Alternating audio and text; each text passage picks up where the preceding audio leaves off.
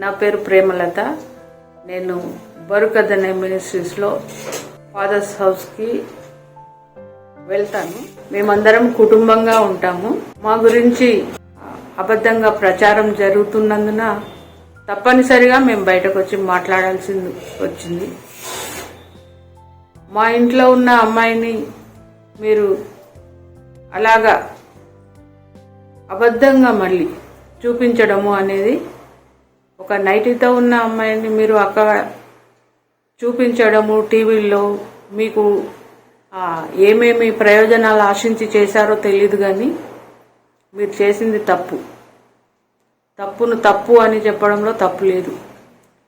తప్పు చేయడంలో తప్పు ఉంది, కానీ తప్పును తప్పు అని అనడంలో తప్పు లేదు. నాకు తప్పుందా, నాలో తప్పు ఉంటే చెప్పండి, నాలో తప్పు ఉంటే చెప్పండి అని చెప్పినాడు ఒక అతను తప్పు వీడియో చేస్తూ. అందుకే చెప్తున్నాను, నువ్వు చేసింది తప్పు, అది నీకు తప్పకుండా తెలుస్తుంది. తెలిసినప్పుడు నువ్వు తట్టుకోగలుగుతావా? పరిశుద్ధాత్మని పట్టుకుని వేరే ఆత్మని చెప్పడానికి నువ్వు వచ్చి చూసావా? నువ్వు వచ్చి మాట్లాడావా? హృదయశుద్ధి గలవారు ధన్యులు, వారు దేవుని చూచెదరని ఉంది. మరి మనుషులు దేవుని చూడలేరా? యోహాను సువార్తలో ఉంది, ఆది యందు వాక్యం ఉండెను, వాక్యం దేవుని యొద్ద ఉండెను, వాక్యము దేవుడై ఉండెను. అదే అధ్యాయంలో, ఆ 1వ అధ్యాయంలోనే 14వ వచనంలో ఉంది, ఆయన కృపాసత్య సంపూర్ణుడుగా మన మధ్య నివసించెను అని ఉంది. మరి వాక్యము సత్యమే కదా. ఆ సత్యాన్ని మేము చూస్తున్నాం. అది మీరు చూడలేకపోతే అది ఆ ప్రాబ్లం మీది, మాది కాదు. ఆ విధంగా ఇక్కడ బరుక్కి రాకముందు నా జీవితంలో సంతోషం, సమాధానం ఇదంతా ఏం లేదు. ఏదైనా కొత్త వస్తువులు కొనుక్కుంటే అప్పుడు టెంపరీ సంతోషం ఉండేది, కానీ ఎప్పుడు హృదయంలో ఉండవలసిన జాయ్, పీస్ అనేది లేదు. కానీ ఇక్కడికి వచ్చిన తర్వాతనే, మేము ఫాదర్స్ హౌస్కి వచ్చిన తర్వాతనే మాకు ఈ పీస్, జాయ్ అనేది మేము పొందుకున్నాం. మా జీవితాల్లో చాలా సంఘటనలు జరిగాయి, ఎవరు సహాయం చేయలేని సంఘటనలు జరిగాయి. యాన్సిస్టర్ కర్స్తో నేను ఉంటిని, దాని నుంచి ఇక్కడే బయటకు వచ్చాను. మేము ఇక్కడ మా కాపరుల దీపక, శ్రీనివాస్ అన్న వాళ్ళ ప్రేమను చూసాం. క్లిష్ట పరిస్థితుల్లో వాళ్ళు మా తరఫున ఉండి, మా ముందు ఉండి, మా కోసం వాళ్ళు ప్రయాసపడి మమ్మల్ని ఎలా బయటకు తెచ్చారో మేము చూసాం. అక్కడ వాక్యాన్ని వాళ్ళు చెప్తూ ఉన్నప్పుడు ఒక పౌలుని చూశాను నేను. పౌలు ఎలాగ మంచి మనస్సాక్షి కలిగి ఆ యొక్క వాక్యాన్ని చెప్పాడో, వాక్యాన్ని అనుసరిస్తూ, మరి వాక్య ప్రకారం జీవిస్తూ, ఇది సత్యం, ఇలా ఉండండి అని చెప్పాడో అదే బోధ నేను ఇక్కడ చూశాను. పౌలు అన్నారు కదా, ఆయన క్రీస్తుని పోలి నడుచుకున్నాడు, ఆయన అన్నాడు నన్ను పోలి నడుచుకోండి అని చెప్పగలిగాడు. ఇక్కడ కూడా అలాంటి వాళ్ళు ఉన్నారు. మరి పౌలుని పట్టుకొని అప్పుడు ఏమన్నారు? ఇది కల్ట్ అన్నారు, తప్పుడు బోధ అన్నారు. మరి పౌలు బోధ తప్పు అని అన్న వాళ్ళ కోవలో మీరు చేరినంటే మా బోధ కూడా తప్పుగానే కనబడుతుంది. మరి అలాగే యేసుక్రీస్తు ప్రభుని పట్టుకొని శాస్త్రులు, పరిసయ్యులు అన్నారు, నువ్వు వ్యభిచారంతో పుట్టినవాడు అన్నట్టుగా. మేము వ్యభిచారంతో పుట్టలేదు, వ్యభిచారం పుట్టలేదు అన్నట్టుగా వాళ్ళు మాట్లాడారు.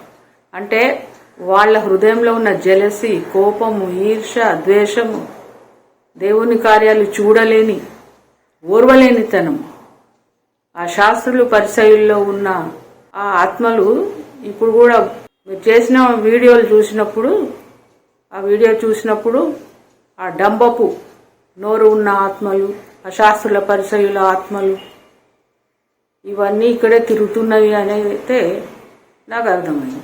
దేవుని కార్యాలను కూడా ఎంత వక్రంగా, అబద్ధంగా చిత్రీకరించి చెప్పొచ్చో పక్కన ఇంకా వాటికి ఏమంటారు, సొంత కామెంట్స్ చేస్తూ, ఇష్టం వచ్చినట్టు మాట్లాడుతూ, భారతదేశంలో ఉండి ఒక స్త్రీకి కొద్దిపాటి రెస్పెక్ట్ కూడా ఇవ్వకుండా ఈ రీతిగా మాట్లాడారు. అది కూడా నిజం కాదు కదా, అబద్ధం మాట్లాడారు.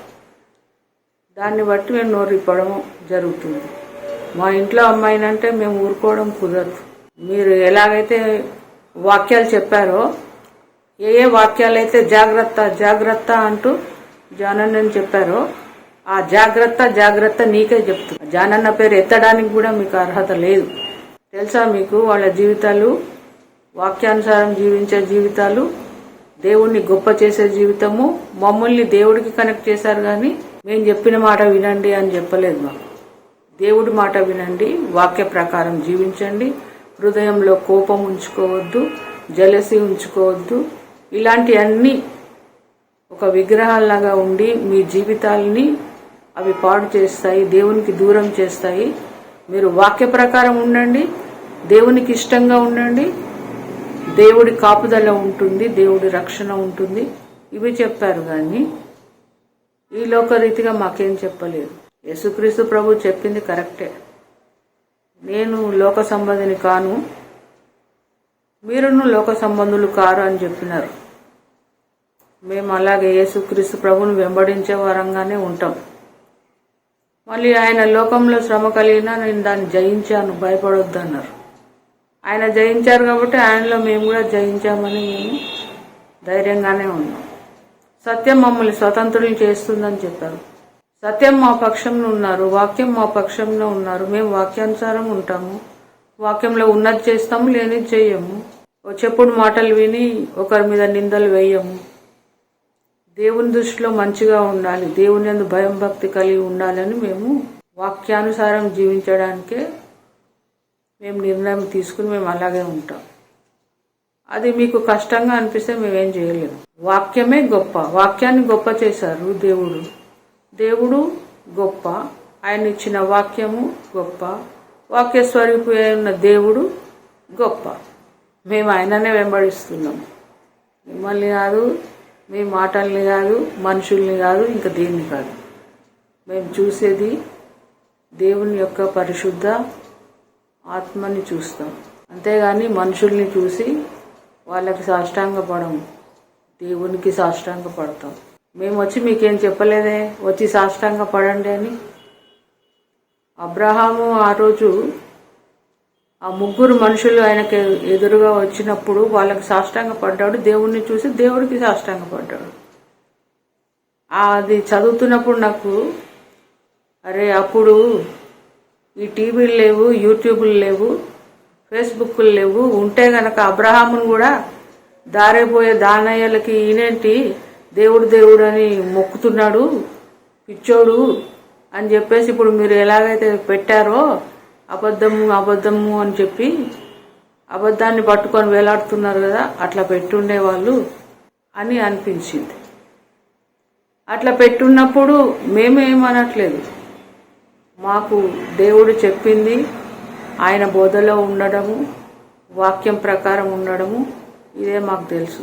మా జీవితాల్లో దేవుని వాక్యమును పట్టుకుని ఏదైనా పరిస్థితి వచ్చినప్పుడు క్రీస్తు అయితే ఏం చేస్తారు ఈ పరిస్థితిలో అన్న క్వశ్చన్ వేసుకోమన్నారు. అలాగా క్వశ్చన్స్ వేసుకుంటూ ఆయన మంచి చేస్తారు, మేము కూడా మంచిగానే ఉండాలి. నేను మంచిని విత్తితే నాకు మంచి జరుగుతుంది, చెడుని విత్తితే చెడు జరుగుతుంది.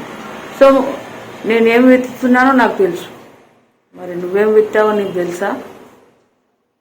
మా జీవితాల్ని మమ్మల్ని జీవించనియండి. మునికోలలకు ఎదురుతనుట నీకు అసాధ్యమని యేసుక్రీస్తు ప్రభు సౌలుగా ఉన్నప్పుడు అన్నాడు. సౌలు విధేయత చూపి పౌలయ్యాడు. మరి నువ్వు నిజం తెలుసుకుంటే మంచిది. నా జీవితము ఇక్కడ బాగుపడింది, ఎంతోమంది జీవితాలు బాగుపడ్డాయి. వాక్యమే ఇక్కడ గొప్ప, వాక్యాన్ని మేము గొప్ప చేస్తాము, వాక్యాన్ని గౌరవిస్తాము. మా జీవితాల్లో ఆయన ఆజ్ఞల్ని పాటించడమే మాకు నేర్పించారు, వాక్యంనే మాకు నేర్పించారు. మేము వాక్యంతో ఉంటాము, వాక్యమే సత్యము, సత్యంతో మేము ఉంటాము, సత్యానికి సాక్షులుగా ఉంటాము, వాక్యంతో ఉంటాము. క్రైస్తవులు.